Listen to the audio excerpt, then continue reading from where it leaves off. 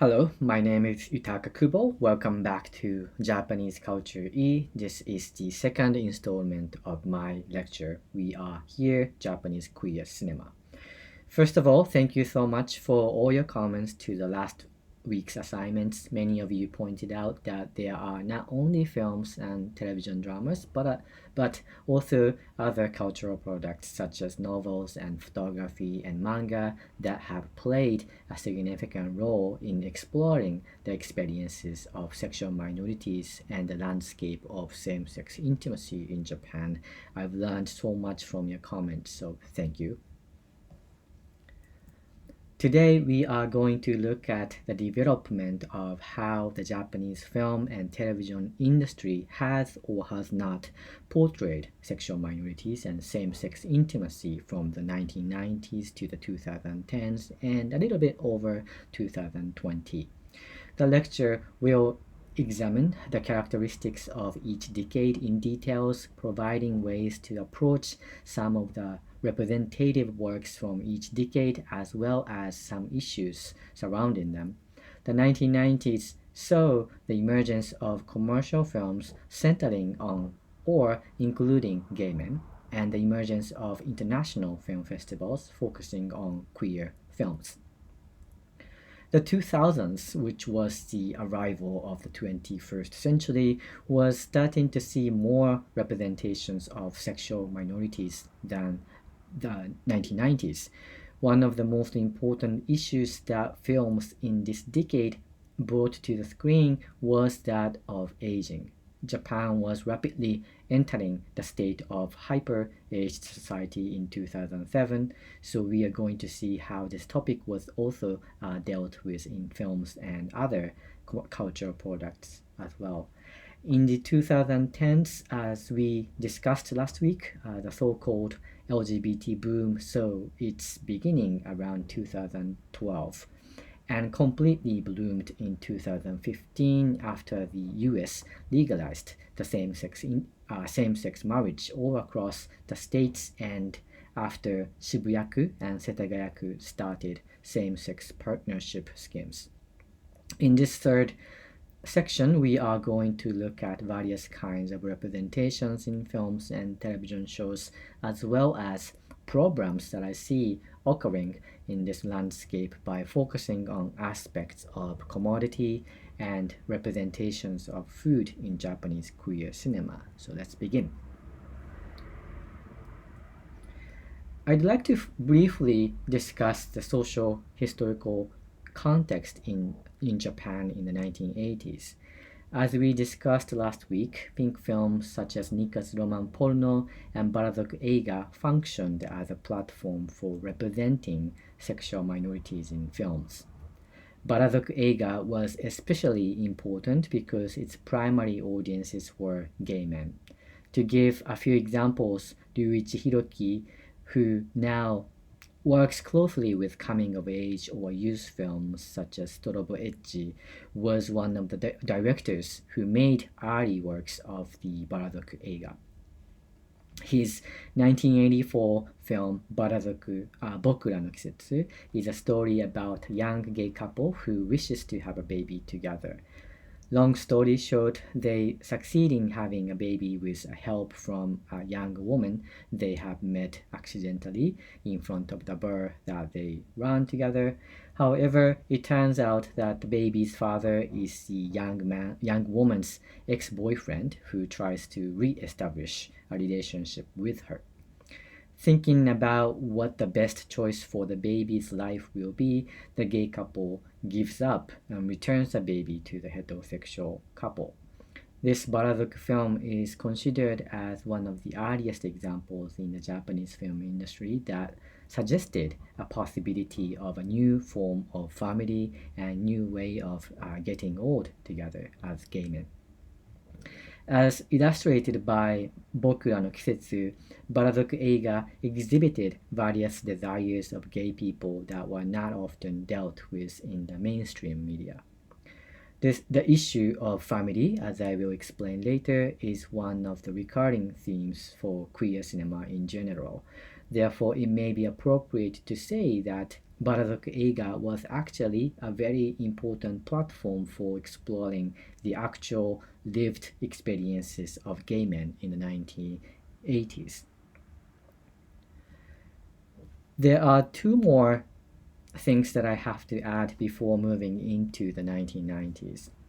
One is the panic of HIV/AIDS in the mid 1980s in Japan, and the other, the emergence of peer film festival that aimed to find new talents in independent filmmaking. It was March 22nd, 1985, when the first AIDS patient was found in Japan. According to the research by sociologists Kazuya Kawaguchi and Takashi Kazama, Asahi newspaper reported that a Japanese citizen living in the United States has been tested HIV positive during a temporary return to Japan. Although the report does not indicate the patient's sexual orientation, it also mentioned that the man was living with this another man died of AIDS 2 years ago, suggesting that this first patient was possibly homosexual. As of 2022, it has become clear that this report on the first AIDS patient was a result of information manipulation by Ministry of Health to conceal the HIV-tainted blood scandal, Yakugai AIDS. After this news of the first patient who seemingly was homosexual, there were many reported cases of HIV infection among a certain number of people who identified themselves as heterosexual, which caused AIDS panic domestically in the late 1980s. Commercial gay magazine Barazoku contributed not only to raising awareness of safer sex, use of condoms in order to prevent the spread of HIV, but also to supporting HIV positive patients, leading to people involved to form AIDS activism in Japan.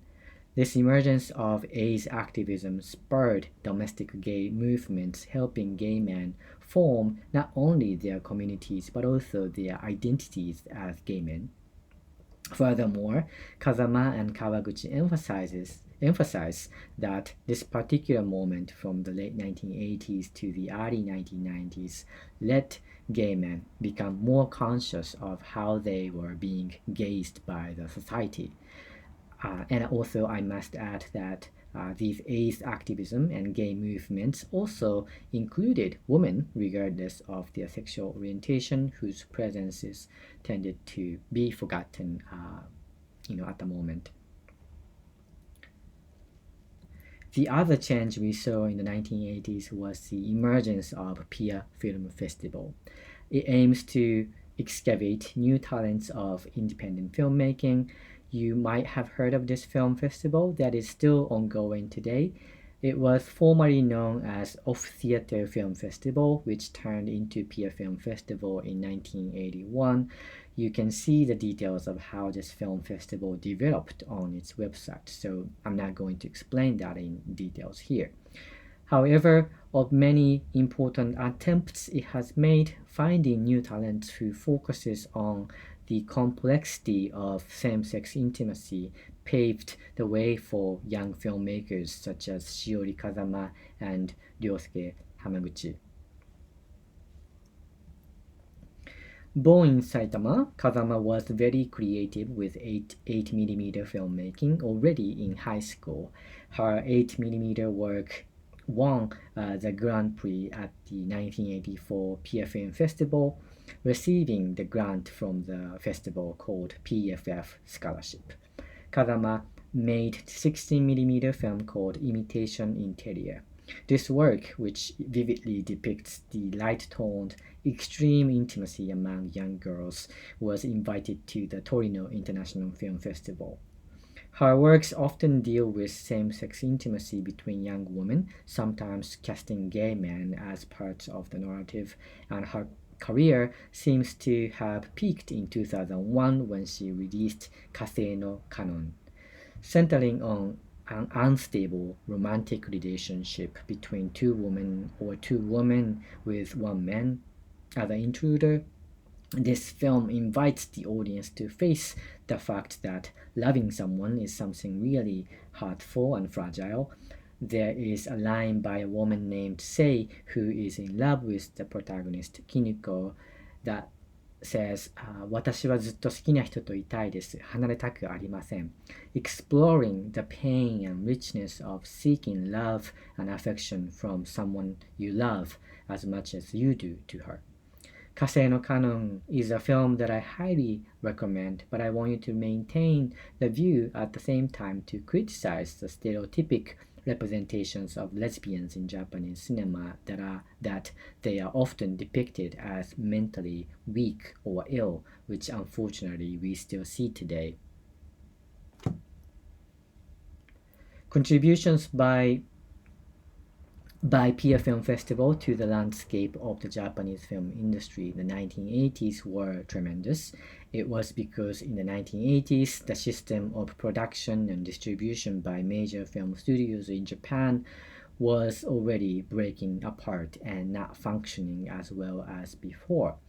In the times like that, recruiting new independent filmmakers was a sort of demand from the entire film business, including the culture of art house theaters that developed, especially thanks to the economic bubble in the late 1980s. Those small art house theaters in Tokyo played an important role in importing films from overseas, and those imported films often included queer films such as Morris and Another Country. According to the research by Yuka Kanno, the primary target of those queer films with beautiful young men was often young female audiences. So how did the Japanese film and television industry represent sexual minorities and same-sex intimacy as it was going through drastic changes from the late 1980s to the early 1990s? As I mentioned before, art house theaters functioned as platforms for introducing queer representations in mostly Western countries to Japanese audiences. Not only that, art house theaters started to show more queer films made domestically, as exemplified by the case of Shiori Kazama. With these social and cultural changes in mind, let's talk about the 1990s and onward. Heisei started from January 8, 1989 and ended on April 30th, 2019. Over the course of 31 years of Heisei, there were two particular periods in which the Japanese film and television industry paid a lot of attention to LGBTQ themes as potential sources of economic profits. One is the so-called Lgbt boom since around 2012, as I briefly mentioned last week, and the other is the gay boom that is said to have occurred from 1991 to around 1995. It is said that the gay boom was sparked by the women's magazine Korea, which is still popular today, that introduced a variety of imported films shown at art house theaters that included representations of homoeroticism, homosexual relationships, and same-sex intimacy. This introduction was in a featured article called Gay Renaissance 91. During this period from 1991 to 1995, there were many commercial films and television dramas that featured gay men as part of the narrative, though most of them ended up in a tragedy. For instance, a television drama, Asunaru Hakusho, includes a young man played by Hidetoshi Nishijima who is secretly in love with his best friend. One night he gets in an accident after confessing his love for his best friend. Although he survives, he dies momentarily without any plot that remedies his relationship with his best friend. Another example is Kira Kira Hikaru, which depicts a cisgender heterosexual woman's intimacy with a gay man who has a younger boyfriend. As the film develops, the three starts to form a new kind of relationship once proposed by Bokura no Kisetsu in 1984.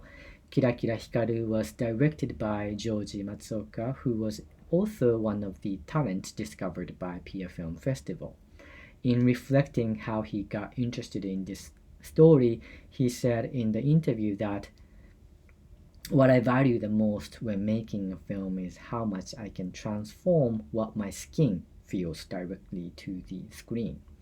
His sensibility matched with the temperature of the story, warmly embracing a clumsy relationship that three characters form in a rich way. One of the characteristics of queer films made during this gay boom was that most of them were based on manga and novels. For instance, Kira Kira Hikaru was based on the novel by Kaori Ekuni, Asunaru Hakusho was based on the manga by Fumi Simon, and Natural Woman from 1994 by Hirohisa Sasaki was based on the novel by Rieko Matsuura. And it is 1 year in 1 year before the beginning of the gay boom, but Sakura no Sono by Shun Nakagawa was based on the shoujo manga by Akimi Yoshida. What we can tell from these adaptations is that just like Bungei Eiga from the 1950s to the 1960s that we discussed in the previous video, cultural products such as novels and manga seem to have more freedom as platforms to explore same-sex relationships and intimacy than movies and television shows. Just as some of you introduced novels and manga as examples in the assignment, the Japanese film and television industry was and is always looking for potential works for adaptation. I think it is extremely important to think about why these cultural products in the form of paper may have more freedom to depict human relationships outside of heteronormative expectations than films and television dramas. Another important issue we have to ask ourselves is whether there were any actual appearances of sexual minorities in films or television dramas. Unfortunately, commercial films did not accommodate any actual sexual minorities, as far as I know, but documentary films did. A 1991 documentary film by Masufumi Kojima, Rasen no Sobyo, is the first Japanese documentary on gay men. Through long-term interviews with gay men in Osaka who agreed to reveal their actual names in films, this film portrays the process through which those men created a theoretical play. Although the fact that the film chose gay men as its subject when the director himself was not gay, the film enjoyed good comments in overall that it succeeded in capturing the realness of young gay men. Another example is the 1994 documentary film Kare no Inai Hachigatsu ga by Hirokazu Koreeda. This film was originally made for television when Koreeda was still working for Televiman Union. This is a record of Koreeda's long interview with Yutaka Hirata, who was the first gay man to announce that he contracted HIV through sexual intercourse with another man. The film is available in Japanese, so I highly recommend that you watch this and think about the meaning of the following words he shares with Koreeda's camera as he weakly smiles. And he says, もっともっと行きたいのにさ、もう少しそんなもんじゃない、もっと行きたいのにさ. Although this film is barely mentioned today in Koreeda's filmography, this is a great example of a documentary film with queer potentiality in the context of HIV and AIDS panic from the 1980s to the early 1990s. An actual appearance of a gay man like Hirata Yutaka demands us that we also consider another important aspect of the gay boom, which is were there any works by sexual minorities themselves? This is a question that we must also consider when we look at any works released during the LGBT boom or today in 2022. If you remember the second definition of queer films in the previous video, authorship is a significant element of queer cinema. So one example is Ryosuke Hashiguchi, who won the Grand Prix at the 1989 Pia Film Festival with Yube no Himitsu, that depicts a high school boy's love interest in his male best friend. 4 years after winning at the festival, he made a theoretical debut with his Hatachi no Binetsu in 1993, with which he came out as gay. Since it was released in 1993, which is during the gay boom, you might think that things might have worked better for him. In fact, it didn't. While he decided to come out as gay himself because he thought it was a necessary step for him if he'd continue to make films with gay characters, things turned out to be extremely difficult for him to survive as a gay man in the mainstream Japanese film and television industry that was extremely homophobic then and probably still is. I believe, and just think for a minute if you can come up with any names of people who are about being members of LGBTQ plus communities and actively making films or television dramas today. Although Hashiguchi suffered homophobia severely from the industry, he continued to make films such as Nagisa no Shindobato in 1995 and Hush in 2001. Hush may remind you of Bokura no Kisetsu or Kira Kira Hikaru because this film is also about a gay couple trying to form a new kind of family with a cisgender heterosexual woman they become friends with. One of the strengths of Hush can be found in the way it questions the traditional value of family and exhibits a new hope, a new possibility of family as a unit. While Hashiguchi continued to make a few more commercial films, he's had hard times in the industry and suffered from depression. The gay boom did become a period in which the representations of same-sex love and intimacy flourished.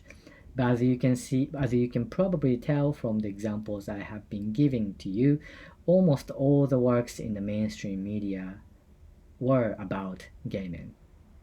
There was a severely painful lack of voices from lesbians, bisexuals, transgender, and other members of sexual minorities.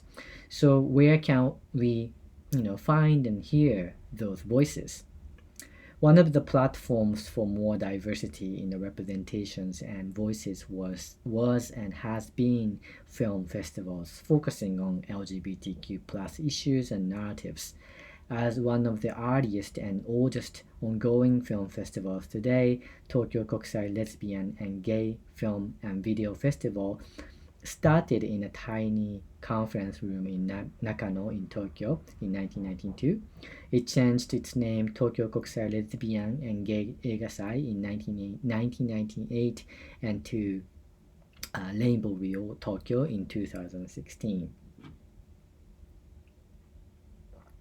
Today there are at least 4 or 5 and more prefectures such as Kagawa, Fukuoka, Osaka, and Kyoto, where volunteers from wide range of age, gender, sexuality, race, disability groups are involved with each LGBT or queer film festival. These film festivals have functioned more as communities than commercial purposes. If you look at their programs at these film festivals, you will be able to see much more diversity and inclusion in sexuality, gender, body, age, and so on. Film festivals were one of the most important platforms where sexual minorities could come and share their own creativity in the 1990s, and they also paved the way for visual queer culture in the 21st century. So before moving on to the 21st century, one last remark about Tokyo Kokusai lesbian and Eigasai. The fact that uh, the first 6 years of the film festival had to emphasize film and video in its name is worth noting because it suggests that there was a necessity to do so. When it first emerged in 1992, there was a huge gap between men and women in terms of what kind of devices they could use for filmmaking. Men who tended to have better paying jobs than women inclined to use films that were not cheap to buy, whereas women were using videotapes because they were cheaper and could be rewritten over and over. So even with such a small detail in the name, we can tell a glimpse of gender inequality between men and women in terms of access to resources. Although people make movies digitally today, this gender inequality in filmmaking is a serious social issue that we need to never stop thinking about in order to come up with solutions. And when we look at the development of Japanese queer cinema from the late 20th century, the situation in 2022, where sexual minorities are much more visualized in media and everyday lives, seems to reflect improvements that our society has made.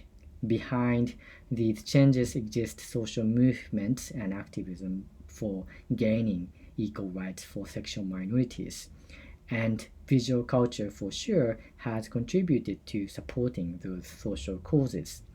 Audiences and creators who belong to LGBTQ plus communities have access to queer films through art house theaters, film festivals, VHS, DVD, Blu-ray, and digital releases. It is highly possible that the development of SNS has also contributed to establishing queer visual culture.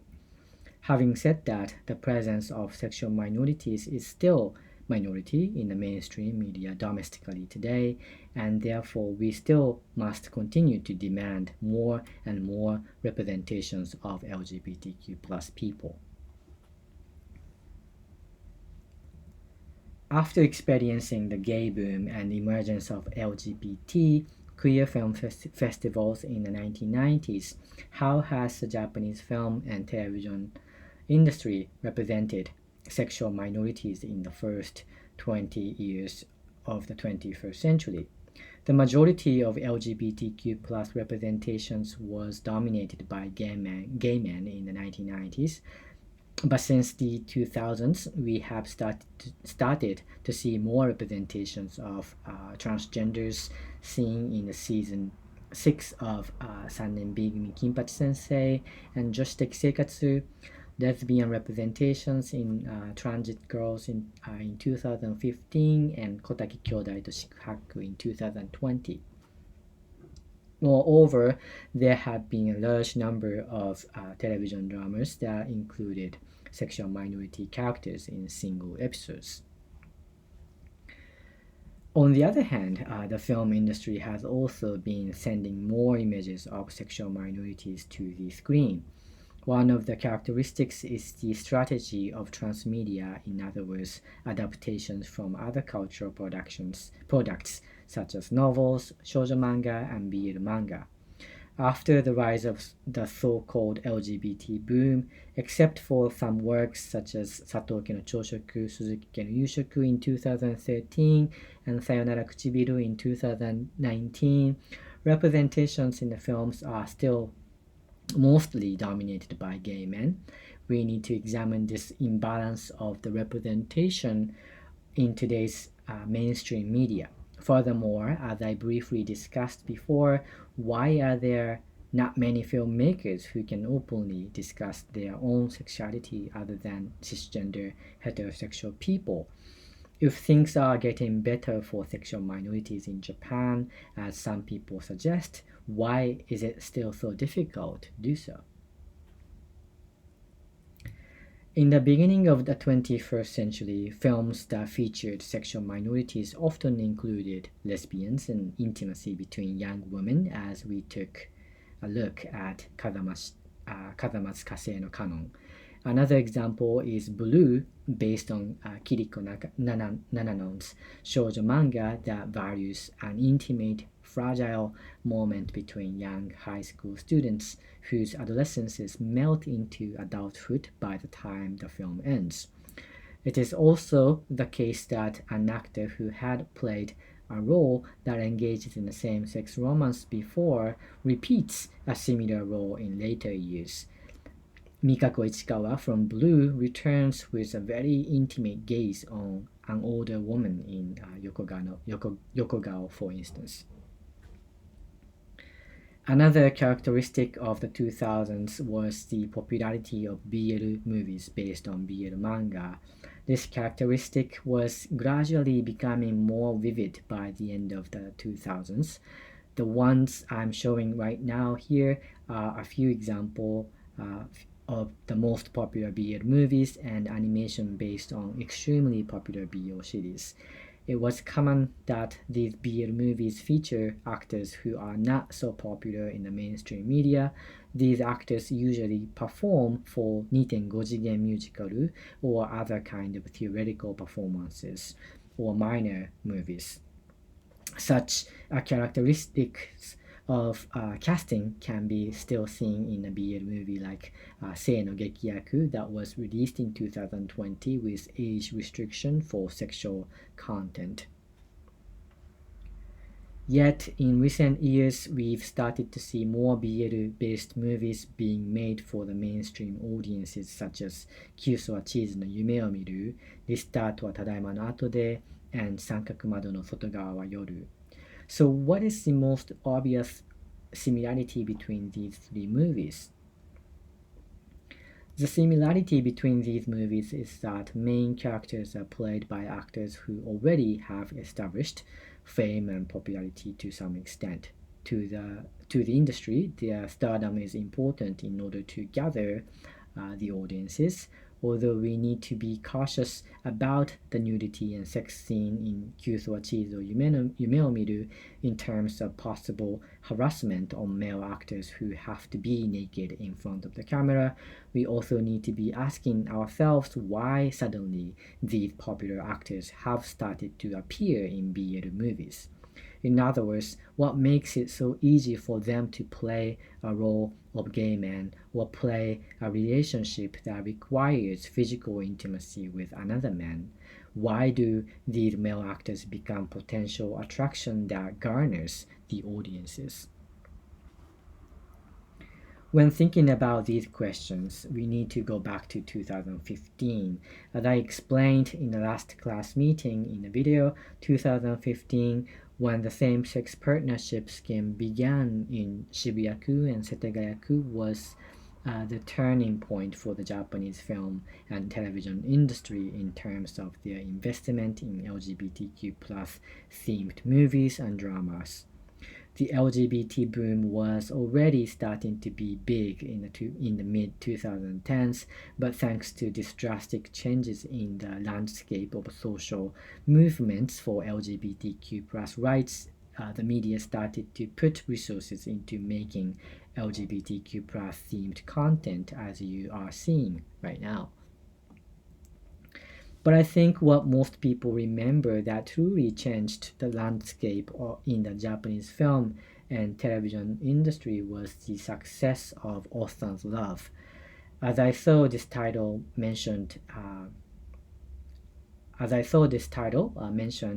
number of times in the assignment, I'm not going to explain the details of the work, although there are some arguments that need to be done on the treatment of sexual or domestic violence between Haruta, played by Kei Tanaka, and Maki, played by Kento Hayashi.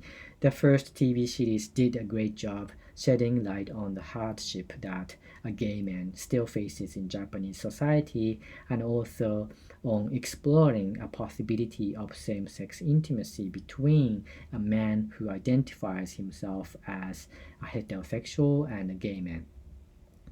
As part of the audience, I admit that I also enjoyed the first TV series, and the success of Osan's Love in 2018 definitely became the goal sign for other productions that audiences will watch LGBTQ plus themed content. For sure, there have been quite a few number of productions working on this theme surprisingly, though I have to again emphasize that most of them are just gay men. I have written an article in Kinema Junpo in 2020 retracing the representations of male homosexuality in the Japanese film industry. So what you have been learning is part of what I wrote for that article as well. In the article, I briefly criticized the movie version of Ocean's Love released in 2019 as it is an example of exploitation, sakushu of homosexuality. The reason why I'm mentioning this article is that it made some of the Ocean's Love fans extremely angry and upset. It was a good reaction, feeling as if I destroyed the precious or idealized images of the romance between the two central characters. If you haven't seen it, I highly recommend that you see it and realize how this movie or this whole franchise of Ocean's Love, after all, brings back the issue of commodifying homosexuality that we saw in the 1990s. It's going to be a little bit spoiler, but at the end of the movie, Maki, played by Kento Hayashi, is ordered to relocate to Singapore for work. And although the movie ends with a happy tone for the couple, Maki and Haruta, I could not believe that the production team of Ocean's Love chose to force Maki, the only character in the series who identifies himself as gay, to live in Singapore, where any acts that imply homosexuality are still illegal and possibly are subject to imprisonment. How could a cultural product that had centered its interest on the same-sex couple overcoming obstacles and fears in heterocentric Japan make the one and only gay man in this series relocate himself to the country where it may cost his life? While there are in fact lively LGBTQ plus communities in Singapore in reality, be it nightclubs or bars, as viewers, regardless of your gender identity, sexual orientation, or gender expressions, we need to always have imagination that helps us envisage possible fears and difficulties that the gay character may have. When we fail to have such an imagination, it means that you are also enjoying the privileged position of the majority, consciously or unconsciously. The final topic I want to bring to this lecture in this video is the representation of food in queer cinema. In today's popular culture, such as manga, movies, anime, television dramas, or YouTube videos, there are a countless number of food depicted and consumed as part of the story or performance. In animation, we often see meal scenes as well. For example, in Sazae-san or Chibi Maruko-chan, family members share a dining table to eat meal. Although there are some episodes in Chibi Maruko-chan over what Maruko wants to eat or does not want to eat, the content of meals is barely discussed in Sazae-san. As viewers, most of us do not probably care about what characters are eating. That may be because meals in Sazae-san or Chibi Maruko-chan are always displayed from the distance, so far away that audiences cannot smell or taste the details of food. Or in other words, it just doesn't look tasty. Food in popular culture may seem to be just one prop because food is such a ubiquitous thing that we see every day. Some of you may not even remember what you ate for supper last night. However, food in popular culture tends to have more meanings and purposes than you may think. Food is often used to convey changes in relationship between characters or show the emotional state of a character, and it can be seen in queer films too. For instance, in French queer film Two of Us, in which an old lesbian couple is trying to make a life plan on how they are going to spend the rest of their lives together. After their plan starts to fall apart, there is a shot in which we see frying pan left on the stove still running. The fire starts to grow bigger and bigger, and also smoke starts to. Then one of the lesbian couple, Nina, realizes that something is going wrong and finds out that her partner, Madeline, has lost her consciousness and is on the floor. Because this is a movie, we are not supposed to smell anything, but this film succeeds in making the viewer feel as if they could almost smell the smoke and taste the burned food in the frying pan. In Appetites and Anxiety, Cynthia Baron and others employ the concept of food waste as a critical lens that enhances the analysis of the personal and political dimension, stressing its significance beyond mere sustenance. Food waste has been a concept used in social science to describe cultural, social, and economical practices of food production and consumption. In analyzing the representation of food in popular culture, we can argue that food as a metaphor that is bound up with social power, and that all interactions involving food are necessarily laden with implications of social status, cultural differences, ethnicity, sexuality, and other markers of identity. In the film Two of Us that I mentioned shortly before, food or sharing the dining table has meant an act of kinship between two old lesbians.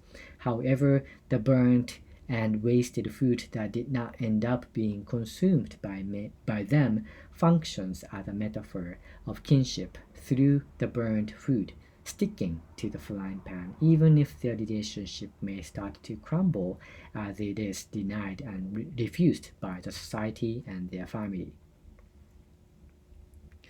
So, what about the representations of food in Japanese queer cinema? As an example, I have chosen the film version of What Did You Eat Yesterday? As most of you probably know, it is about a gay couple in middle age. Caring for their bodies, they usually eat healthy food to stay in shape. When thinking about what kind of context you may be able to connect the work with, it may be a good idea to consider who is eating what kind of food. In my case, I'm talking about the gay couple, so I need to pay attention to what kind of society they may be living in. For most of sexual minorities living in Japan, where no equal rights or laws have been achieved to protect them, it is difficult for them to show their kinship in public space. Also, for many sexual minorities, it is still hard to maintain a long relationship because there is nothing to guarantee their relationship.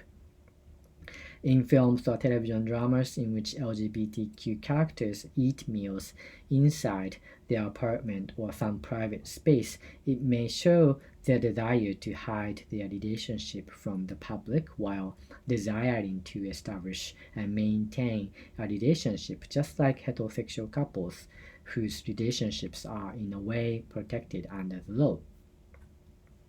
In such a social context, what particular purpose does food in What Did You Eat Yesterday play? How have some people discussed and responded to the representation of food in this work?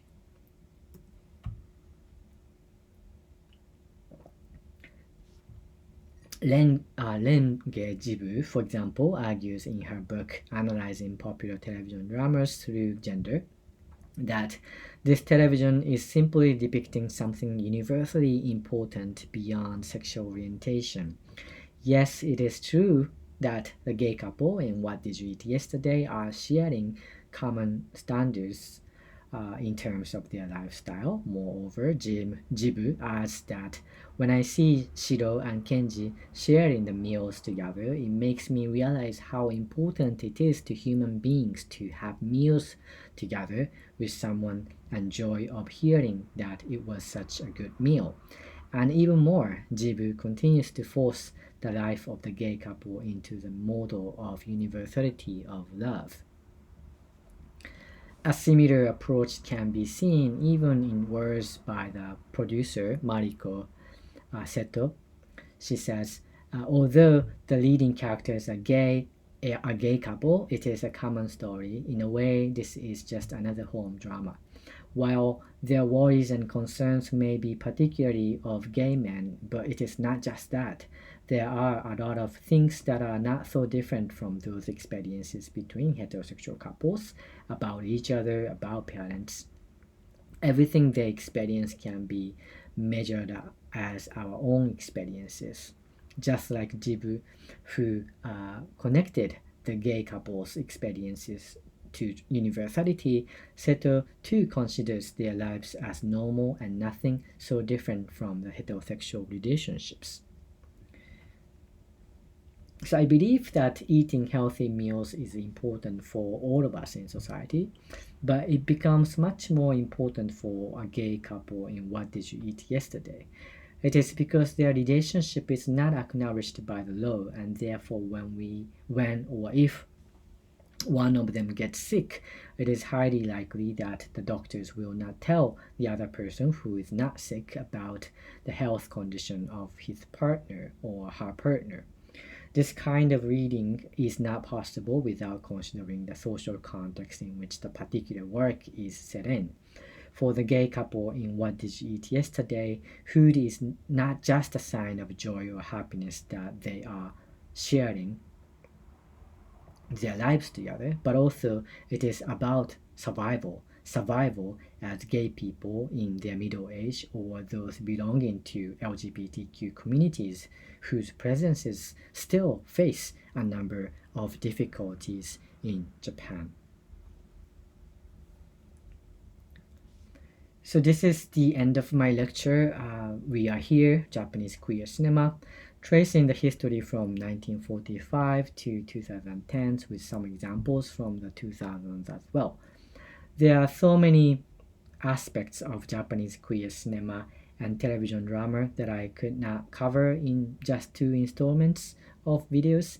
For instance, I didn't talk much about independent filmmakers whose films are often shown at international film festivals. Another aspect is a wide range of expressions and representations in animation.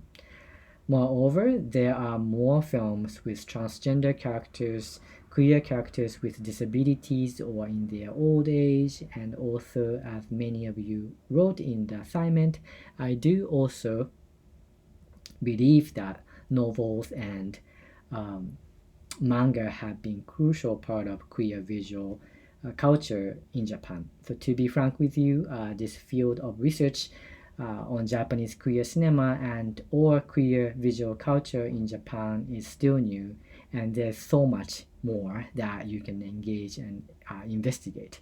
So please do feel free to join this field anytime, and if you feel like, please feel free to make an appointment and talk to me. So here is the bibliography for today's lecture. I hope you enjoyed it, and or at least it made you think about something about queer people in Japan. Please stay warm and healthy. Bye bye now.